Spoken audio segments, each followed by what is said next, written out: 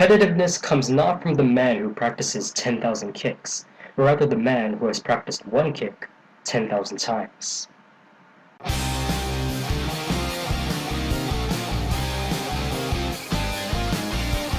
Divekick is a fighting game where aggressive one-on-one combat is condensed to the lowest common denominator of movesets, namely one really silly and unreliable foot gesture that defies all meaning of physics. I mean, when was the last time you saw a martial artist shoot a kick downward at such an angled trajectory? It's just such a restrictive means of grabbing a quick hit off of an enemy in before making yourself vulnerable. But I digress, because all of this is deliberate, and for the most part, a joke in itself. Let's get into some background information. Fighting games, particularly since the recent boom in mainstream popularity, have gained quite the cult following among the gaming community. Whether it's the 2D verse of the Capcom Titans to the 3D verse of the Tekkens, the genre has attained many conventions that are significantly recognized by its audience, having a large roster of characters for different playing styles, dynamic combat systems influenced by the flow of special moves, and more so on its exaggerated and strongly defined designs for the universe, mainly in the form of anime. These qualities of a typical fighting game have grown into an awareness of some sort,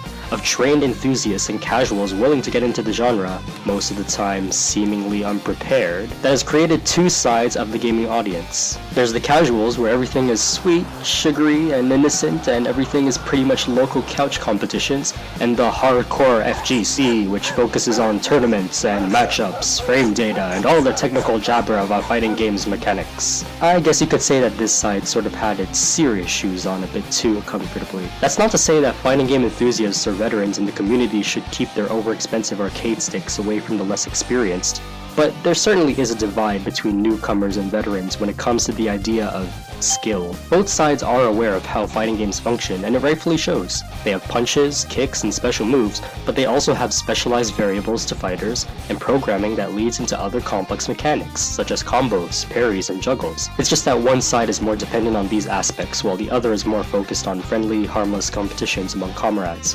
But what does this all add up to in the grand scheme of things? I mean, everyone remembers the Daigo vs Justin match at EVO with all the twitches and the tension between the two and the famous "oh, he pulled that move" moment that immediately brings hype. But what does this signify about fighting games and how we play them? Divekick pretty much gets this down with the bare minimum. I mean, it's not the best looking parody of a fighting game per se, but it comes pretty close when it comes to nailing every aspect of what makes a fighter. Rather than attempting to break preceded ground or appeal to both sides of the skill-based spectrum with such selling points as balanced mechanics or unique gameplay elements, Divekick condenses the mold, slowly corroding the new obsessive update, and simply flips it around to make it fresh. It doesn't have any complicated button inputs, or ginormous roster of characters, or long and arduous tutorials, or for that matter, any basis of concise plot development. No, instead it strips down all of the excess fat of your average fighting game, and leaves you with the bare basics to serve as the center of attention. The idea of one basic, overcentric move being used primarily throughout everyone in the entire game. He dive kicks, she dive kicks, this guy dive kicks, and so can you. As a matter of fact, the only real tutorial you get, for those who actually don't know what they're getting into, is right in the pause screen. Look at the screen.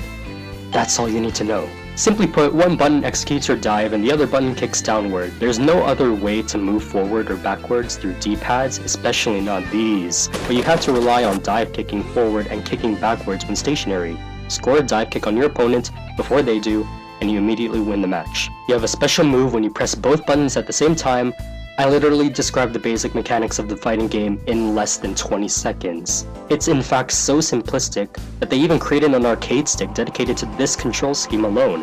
I'd like to get one of those. Now I know what you're thinking. Without the gratuitous combos or other sorts of quantitative-based system making up the bulk of the game, you'd think that it declines the overall depth of the fighter because of how it limits your options to how you approach combat. But in actuality, it kind of accentuates the fundamentals of 2D fighting. You learn to adapt with jump heights and kicking arcs in combat, how to use them in quick defensive maneuvers or utterly offensive situations, and overall where you reside spatially in the field. Since both fighters have essentially the same fighting style, you're pretty much encouraged to be aware that both opposing players are in fact on the same playing field, but with much limited time and options. It's very reaction based, being sure not to waste a moment on that almost no time counter and enforcing the skills of good timing and careful conduct. It's about taunting the opponent, making them play chicken and deciding when and where to throw the kick without screwing themselves over. These general skills and fundamentals to playing a fighting game are not only exemplified in their purest form in here, but have been easily executed through the importance of having only one move. One move. Granted, a dive kick could be executed for an exhaustingly large combo or a strategic setup of some sort, but that was more inconsequential to getting hit than any other special move could pull off better. I mean, some people like to spam fireballs all day. That's cool. But in the case of this game, it shows that every move and kick that you make counts to something. That creates this sort of competitiveness, this sort of adrenaline driven by outsmarting your enemy, only to find yourself outsmarted. Oh man. Yes, this game is not afraid to show you the consequences of screwing up, and I really like the way they approach the idea of rage. For example, the moment when your opponent lands a dive kick on you not only feels hurt-inducing and painful, but it also pulls the camera in slightly and shows the exact pinpoint location of where you screwed up. It makes you consider how you could have done things a bit differently, like a legitimate mistake should feel like. In a match, getting almost no wins and 5 consecutive losses because of being careless triggers a fraud detection, where the moment you lose again proves how you need to get better at the game.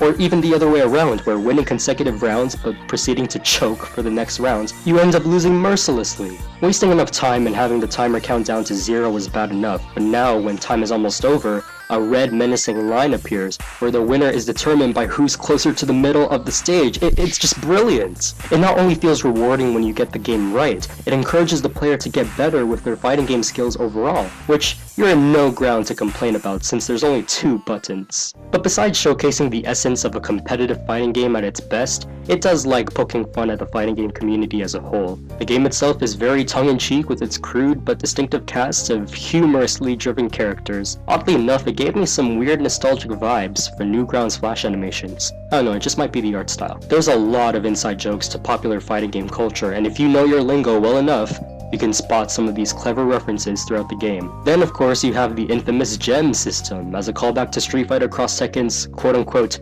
unique gem system that only slightly alters your character's stats, but it does show a significant difference. Unless you're playing with a yellow gem where you have a 1 in 2 chance of getting a fraud detection at the beginning of the round. Sheesh, they really want to make you rage, don't they? While there isn't much to the single player experience besides a story mode, the game is meant to be a multiplayer setup, specifically with a group of good buddies on a couch or through online multiplayer. It's such a blast to play competitively against friends without it really being all that technical, but still having those "oh, he pulled that move" moments. So it actually feels intuitive for everyone, and that pretty much sums up the experience of Divekick as a whole. It's not only intuitive, gimmicky, and ridiculously dumbed down, but it also deepens the rudimentary skills of how a fighter works. It didn't need a million combos to make it fun, it just needed one move to show the importance of skill. The creators of the game, Iron Galaxy Studios, were also behind the ports for Marvel vs. Capcom Origins and Darkstalkers Resurrection, and it really shows that they have a passion for fighting games with their first ever intellectual property. It might not be the most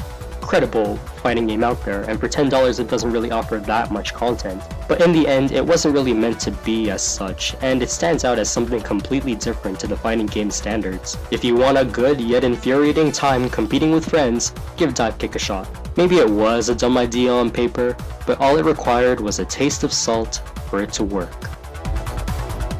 Oh, and also that announcer has the coolest voice ever. Divekick!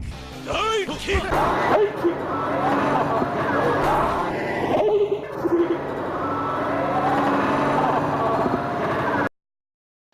Hey there, thanks for watching my new thoughts video. If you like these thoughts and more, be sure to subscribe, share to friends, and click like. And if you want to hear more of my quick daily thoughts, you can follow me on Twitter too. While you're still here, you can also go ahead and watch my previous thoughts videos on The Wonderful 101 and Mighty Switch Force 2, and check them out. They're pretty good. Or at least I think so. Oh, could be wrong, who knows.